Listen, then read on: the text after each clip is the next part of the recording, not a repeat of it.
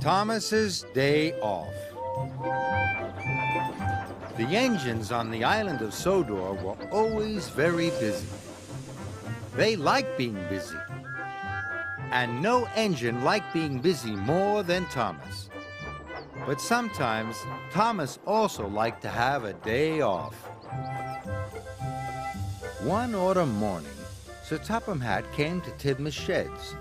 He had important news. "A new diesel engine has arrived on the island," he boomed. "His name is Dennis. You must all help him to get to know the Sodor Railway. And Thomas," added Sir Topham Hatt, "you have been working very hard. Today, you can have a day off." Thomas was very pleased. "First, I will have a long washdown," Thomas chuffed cheerfully. "Then I shall go to Bluff's Cove."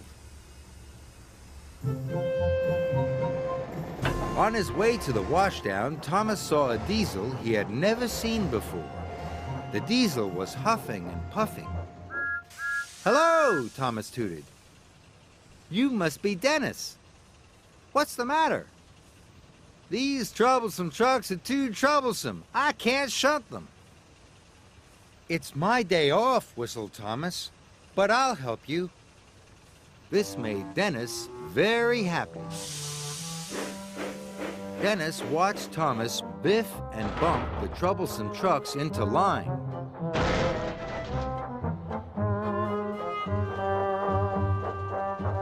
"All done," puffed Thomas. It was hard work, and he was tired.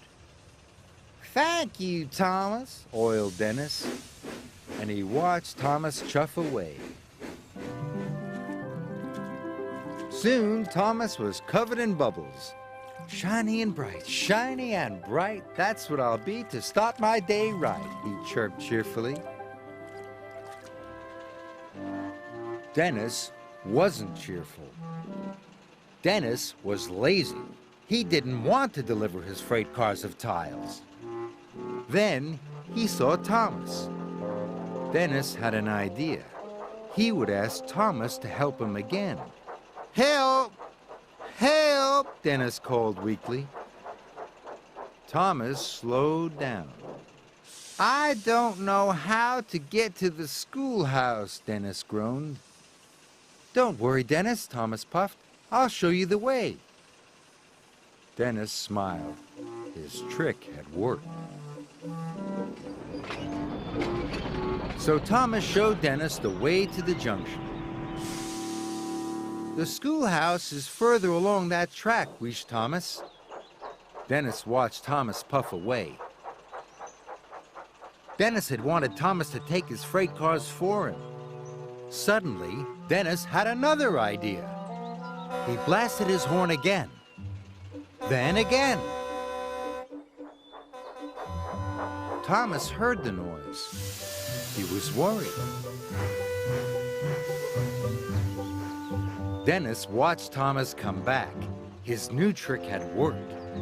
Now Dennis would pretend to have something wrong with him. "Help!" Dennis cried. "I'm overheated.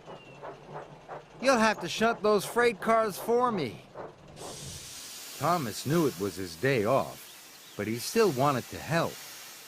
"Don't worry," puffed Thomas. "I'll find another engine to help you. On my way to Bluff's Cove." Dennis was cross. He wanted Thomas to shunt his freight cars. Dennis decided to leave his freight cars. Then another engine will have to take them, he thought.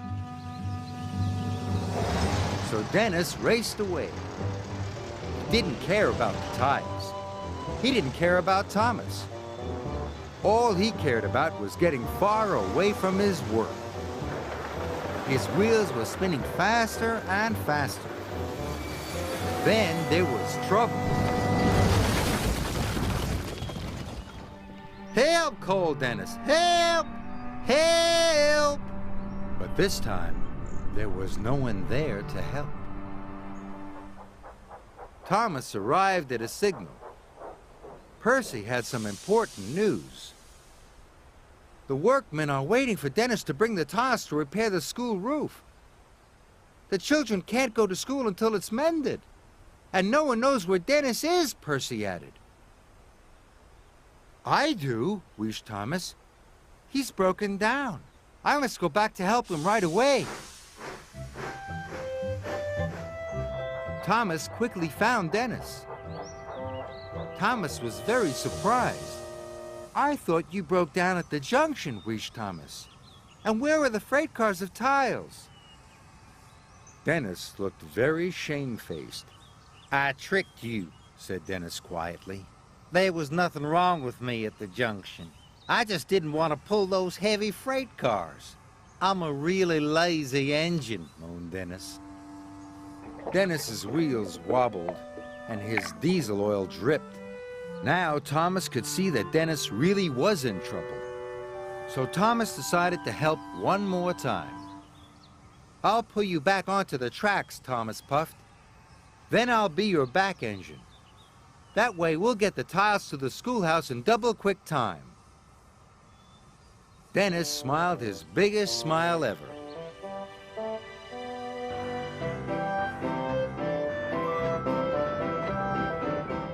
Dennis and Thomas finally pulled into the schoolhouse station.